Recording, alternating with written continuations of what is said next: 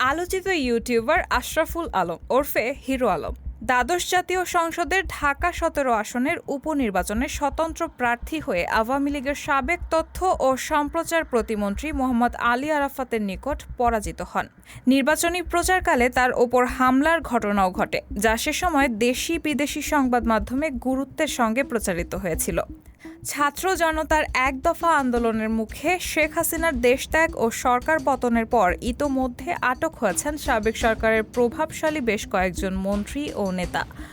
সম্প্রতি এক ভিডিও বার্তায় হিরো আলম জোর করে তার জিতে যাওয়া আসন ছিনিয়ে নেওয়া এবং পেটোয়া বাহিনী দিয়ে তার উপর নেক্কারজনক হামলার বিচার চেয়েছেন।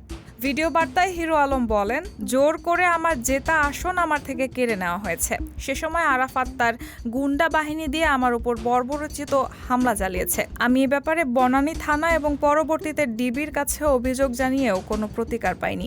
এ সময় হিরো আলম দেশবাসীর কাছে আহ্বান জানিয়ে বলেন, আরাফাতকে আপনারা যেখানেই পাবেন তাকে ধরে গণধুলাই দেবেন এবং আইন শৃঙ্খলা বাহিনীর হাতে সোপর্দ করবেন। আরও বলেন, তিনি নিজেও সঙ্গী সাথী নিয়ে সাবেক তথ্য ও সম্প্রচার প্রতিমন্ত্রী আরাফাতকে খুঁজছেন এবং তাকে ধরতে পারলেই গণধুলাই দেবেন। রায়হানা মুন, সবার কথা।